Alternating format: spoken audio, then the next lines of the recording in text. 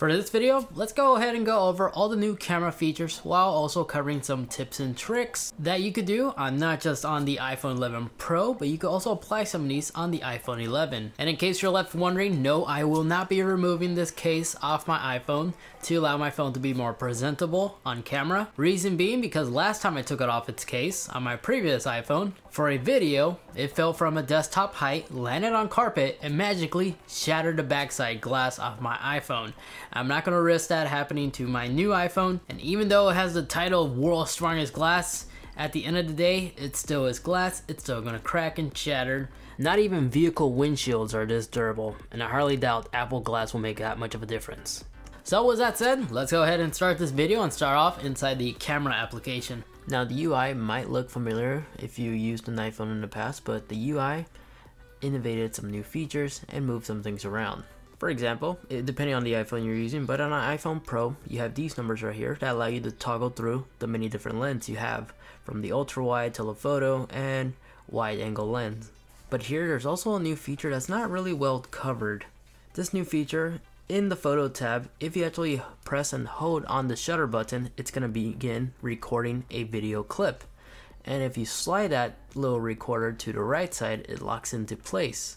And also gives us a new button. When you press on this little smaller button, it actually takes a photo while it's recording.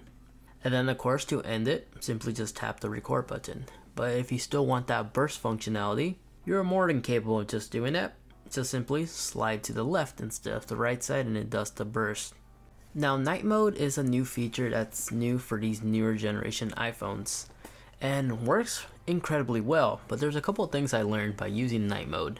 Now by default, as soon as you launch the camera app in a low light environment, night mode will automatically be enabled. It only does this if you have your flash disabled, so make sure you have that disabled for the phone to automatically switch. But here you are actually given this little scroll wheel right here. You could leave it on auto, which is perfectly fine. It shows you the preview right there in a viewfinder. But if you mess with it for like a longer exposure, it's gonna get brighter. And if you shorten it, well, you have the idea. But I really do recommend to play with the second timer because I've been seeing a lot of people get creative and creating almost light painting effects. Like this photo that I took, I made these cars look faster than they really are traveling. And something that I learned for best overall result when using night mode, use a tripod, because this photo, for example, I took by simply just holding my phone by hand. But then on the next photo, in the exact same situation, keep in mind this is just an example photo, the quality isn't that amazing, night mode is so much better, but there was barely any light. But when I put this phone on my tripod and use the same second timer, 3 seconds, there's a night and day difference. You could tell which light is more brighter than the other. So when you have your phone on a tripod when using night mode, you get better results. Now moving along, there's a new grayed out arrow above here. When you tap on this gives you access to different things you could do on your camera now. Like we have shortcuts for the flash as well as the live photo, but right here you could actually change the ratio of your photos. So 16:9 or a square to make it Instagram ready. Next to that is the shutter timer, so you could put like a second countdown to get in front of the camera to make a quick pose. And next to that, it's some filters that you may apply as well. Now switching from the front facing camera, you may actually digitally zoom, and you still have access to that menu control by tapping the little grayed out arrow above. Just something to keep in mind, when taking selfies, it's best to leave the camera on landscape mode. Because on landscape mode, it's actually using the full 12 megapixel camera size.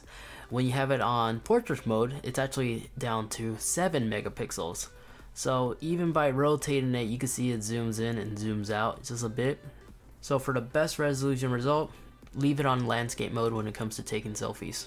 But right above here, you still can toggle your live photo mode if you like, and all your other settings.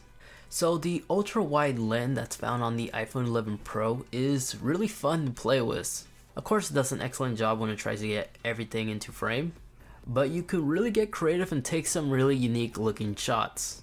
If you get the right angle, you can make certain objects look really odd, or make other subjects look a lot longer than they really seem. Just keep things PG-13. But with this new incredible autofocus phase detection, you could get really close to objects and take some incredible close-up shots. Now the viewfinder on these newer iPhones, in the photos section, you can see the outline of the other lens in case you want to switch to it. It does this so you could quickly preview the next lens if you want to switch to it. And I really do like this feature because this just shows that the iPhone really does take advantage of all the cameras at once. But if you don't select the lens, the camera will be smart enough to detect what lens would be appropriate to use once it's actually focused on the subject, because as you notice, the borders just get darker. That's when it's ready. Now, you can still pinch and zoom when it comes to taking photos or videos, but if you need to get that sweet zoom spot, by simply just holding down the zoom, it'll bring up the zoom wheel, which allows you to scroll so you get that nice sweet spot, and the software does an amazing job from transitioning from different lenses that this iPhone has. Now, in case this is your first iPhone with live photo support, you might be unfamiliar with its benefits. But the way it works, by having live photo enable, as soon as you take a photo and you go into your library, when you tap on the picture and hold it for 1 or 2 seconds, it's actually going to preview it. So you can actually relive the moment. So it plays like a little clip. But now let's say you took a photo and you have this feature enable, and you notice that somebody in the photo that you took a photo of blinked. By having this enabled, if you actually tap edit, you can actually reselect the part of that clip to be the main photo, so you don't have to actually retake that photo. That's one of the key advantages by having this feature enabled. Now back to the application in the photo section.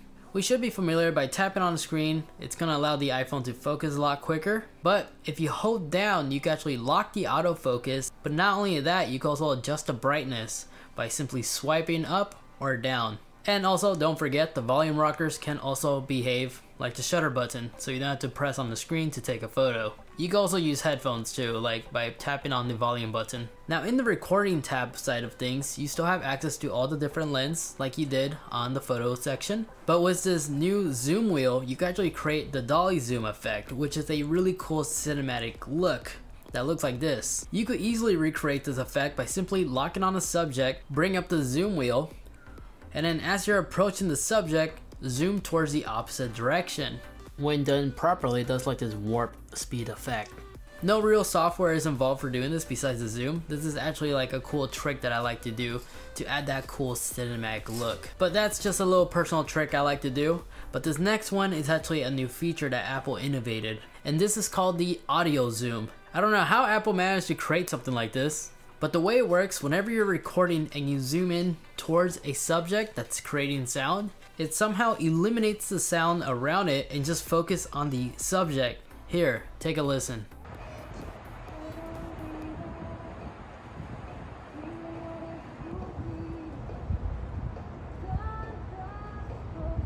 Yeah, it does that. It's really cool and can also be a really cool cinematic effect. Moving on, portrait mode is now fully supported to be used on pets and also subjects or any other objects. You can also switch from the telephoto lens to the wide lens, and all the many different modes are right there and available to adjust to your liking.